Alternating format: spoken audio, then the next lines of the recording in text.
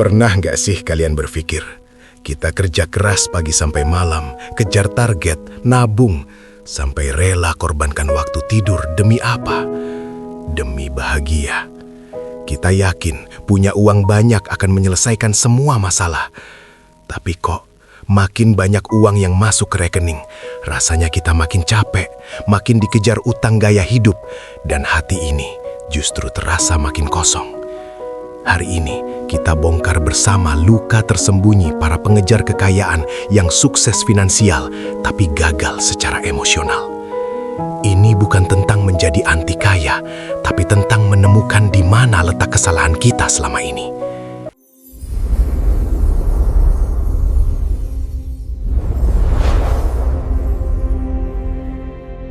Halo teman-teman semua, selamat datang kembali di Zona Bangkit. Kita bahas topik yang sangat sensitif, topik yang seringkali membuat kita bingung. Hampir semua motivator bilang, uang bukan segalanya, tapi segalanya butuh uang. Lalu, di mana letak kebahagiaan itu? Dan mengapa begitu sulit digenggam? Kita sering keliru menempatkan uang sebagai tujuan akhir, padahal ia hanya sebuah alat. Analoginya seperti ini, kita membeli mobil mewah, uang, untuk sampai ke puncak gunung yang indah, kebahagiaan. Tapi selama perjalanan, kita terlalu sibuk memamerkan kunci mobil sampai lupa menikmati pemandangan dan tujuan kita yang sebenarnya. Ini adalah jebakan mindset yang sangat merusak dan berbahaya. Kalau kita tidak segera mengubah perspektif ini, meskipun saldo bank bertambah, kepuasan emosional kita akan terus minus. Ingat, masalahnya bukan pada nominalnya, tapi pada hubungan kita dengan nominal tersebut. Mari kita telusuri lebih dalam apa yang salah dari rumus ini, sehingga banyak orang sukses finansial merasa seperti pecundang emosional. Kalian pasti pernah mendengar istilah hedonic treadmill, kan? Ini adalah fenomena psikologis di mana manusia cenderung cepat beradaptasi dengan situasi baru yang membawa kebahagiaan, sehingga kita harus terus mengejar hal yang lebih besar, lebih mahal, dan lebih baru hanya untuk merasa bahagia lagi. Misalnya, kenaikan gaji 10 juta mungkin membuat kita bahagia selama 6 bulan. Setelah itu, 10 juta terasa biasa saja, dan kita mulai merasa butuh 20 juta. Ini lingkaran setan yang tiada habisnya.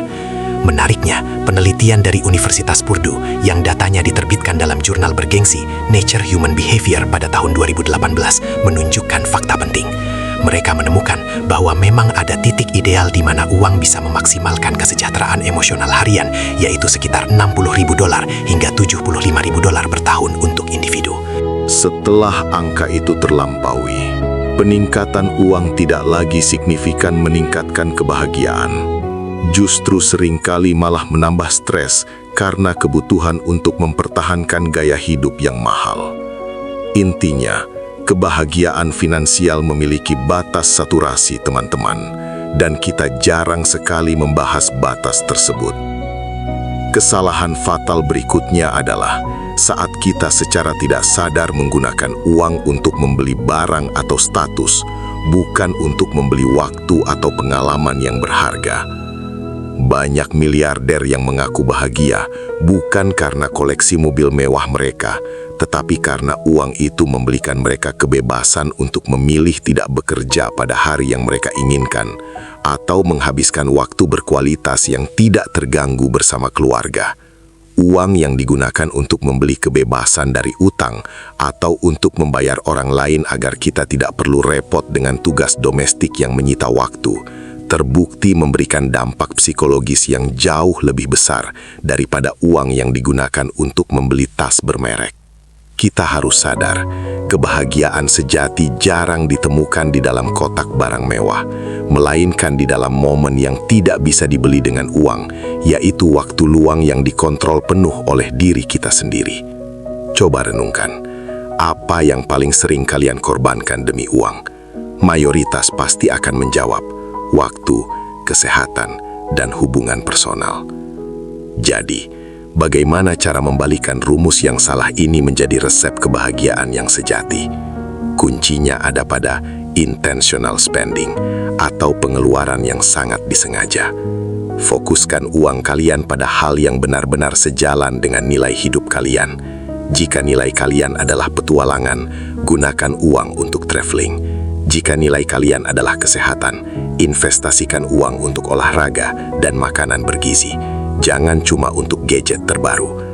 Selain itu, temuan Dr. Michael Norton dari Harvard Business School secara konsisten menunjukkan bahwa menghabiskan uang untuk orang lain, pro-social spending, terbukti meningkatkan kebahagiaan.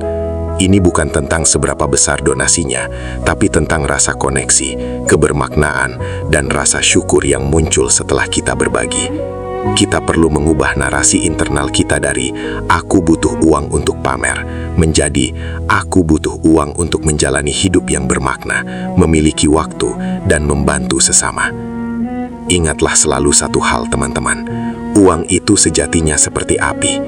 Jika dikontrol dengan bijak, ia bisa memasak makanan kita, memberikan kenyamanan dan kebebasan finansial.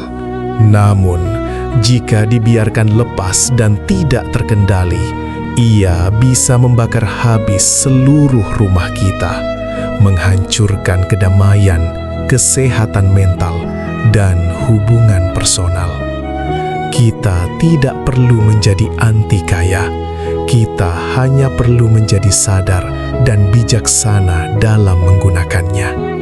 Bahagia bukanlah menunggu saldo rekening mencapai angka X di masa depan, tapi bahagia adalah proses saat kita menggunakan uang yang kita punya saat ini untuk membuat hidup kita dan orang di sekitar kita menjadi lebih baik, jauh lebih baik.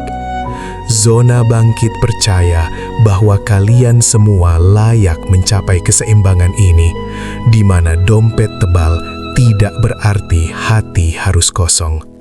Kalau kalian punya kisah di mana uang justru membuat kalian stres dan sedih, coba share di kolom komentar di bawah ya. Jangan lupa klik tombol like dan subscribe agar channel ini terus bertumbuh. Terus bangkit, terus bertumbuh. Karena kalian berhak bahagia. Sampai jumpa di Zona Bangkit berikutnya.